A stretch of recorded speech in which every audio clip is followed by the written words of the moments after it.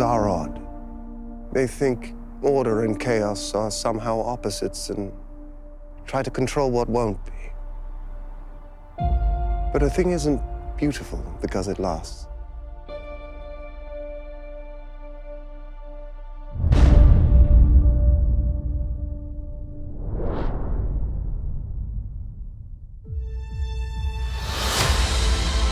Vision, what do you want? For people to see you as I do. Tell me what you feel. I just feel you.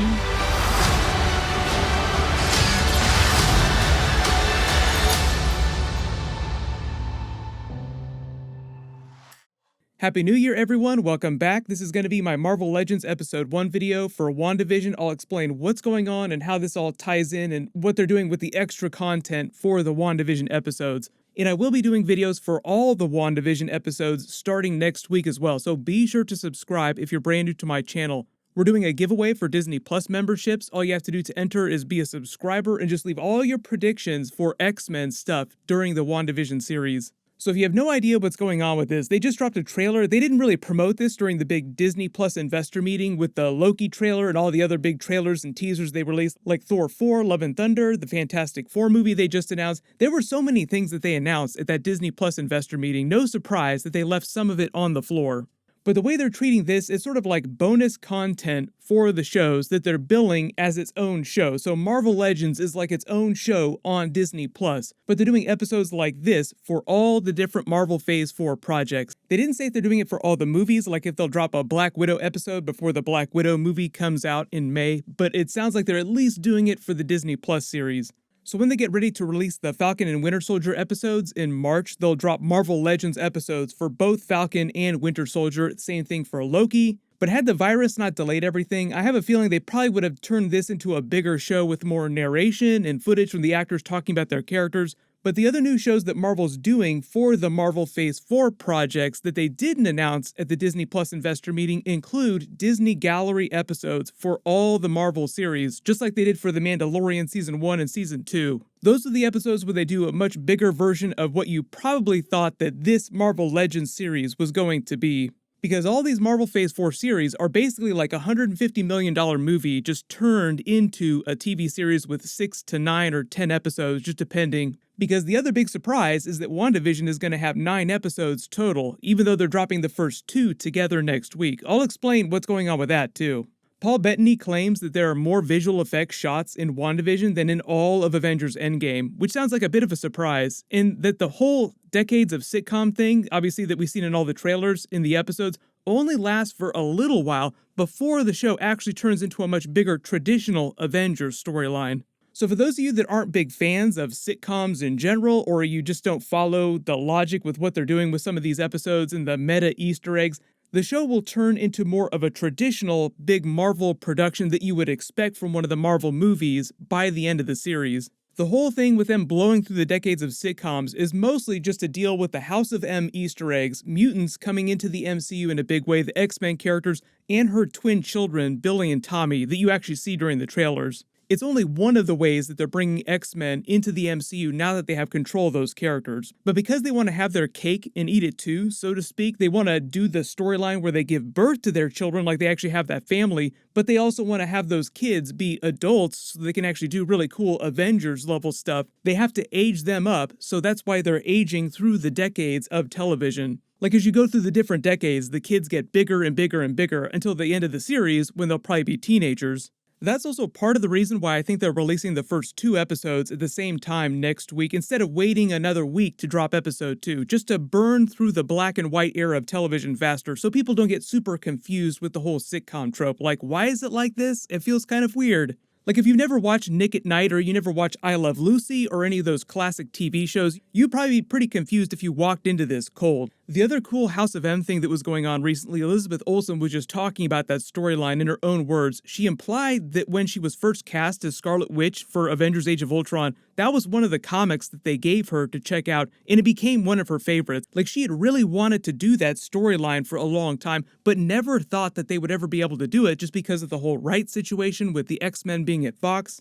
I've always been hungry to lean into the comic book stories that we're leaning into in this show, and I didn't know if I'd have the opportunity to explore it, which is the reason why I wanted to be a part of the Avengers to begin with. When Joss asked me to, he said, look at these comics and tell me if you are interested. And those specific comics are the ones that Feige said, this is what our show is going to be about for WandaVision.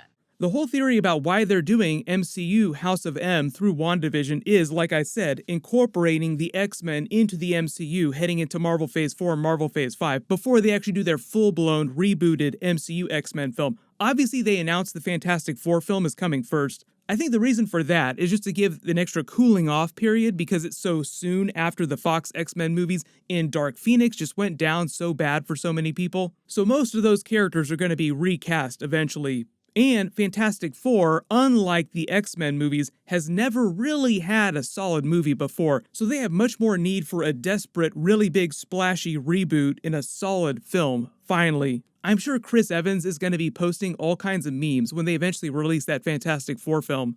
The really cool thing about Scarlet Witch that a lot of you will know if you've been following a lot of the extra MCU stuff, the tie-in material, is that a long time ago they actually confirmed that the Mind Stone didn't give her her powers, it merely unlocked powers that were already there. So that was them just laying the seeds for them to reveal that she's been a mutant this whole time.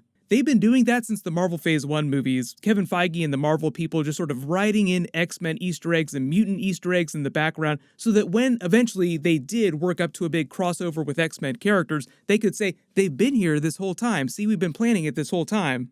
There's even the Iron Man movie post-credit scene that got deleted early on where Nick Fury directly references mutants. That's how early it goes back to the very first MCU film. As if gamma accidents, radioactive bug bites, and assorted mutants weren't enough.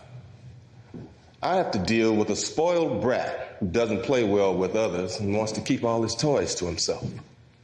You notice that he also mentioned Spider-Man during that, so you have to keep in mind that that was happening before they had rebooted with the Andrew Garfield Amazing Spider-Man franchise way before Tom Holland, so at the time, the Spider-Man that he was speaking of in that reference was the Tobey Maguire Spider-Man.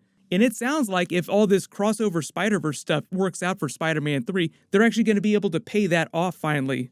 The other big way they're incorporating the X-Men characters into the MCU going forward is just straight up multiverse alternate universes explainer, like literally characters, legacy actors who still play their characters from the Fox X-Men films, crossing over into future Marvel movies. So like if James McAvoy or Michael Fassbender want a cameo, they can actually do that and just say they came from an alternate reality. Pretty straight up easy explainer. The whole thing with WandaVision though is that it's them taking her full comic book X-Men Scarlet Witch, where she can legit warp reality around her. It's sort of the MCU version of her chaos magic, where hopefully they build up to a situation at the end of the series where she wants to keep her children, she doesn't want to let go of them because she created them in this alternate reality, where she tries to merge that fake reality or aspects of it with the main MCU reality. That's really where you have big Doctor Strange 2 stuff getting involved, because you have blending of alternate realities. And as he said, Doctor Strange's #1 priority is protecting the fidelity of our reality, the main MCU reality. That's why during the WandaVision series, just like the history of the Scarlet Witch character in the comics, she's been both a villain and both an ally to the Avengers. She's normally viewed as a good character, so she's not really a villain in the traditional sense, more of an antagonist at times. They're doing that with the Scarlet Witch character during the WandaVision series, where she winds up causing a lot of the problems that they do have to solve during the series. My episode videos will post every Friday. It'll be the same schedule as The Mandalorian. I'm still working on a new Loki series video. They just made a couple really big, really cool announcements about what's going on with the future of that series, and obviously that's going to be crossing over with Thor 4 Love and Thunder. So while you wait for that, click here for that brand new teaser that they released for Thor 4 Love and Thunder and learn about Christian Bale's character. And click here for that big scene from WandaVision Episode 1 that they just released. Thank you so much for watching. Everyone stay safe, and Happy New Year.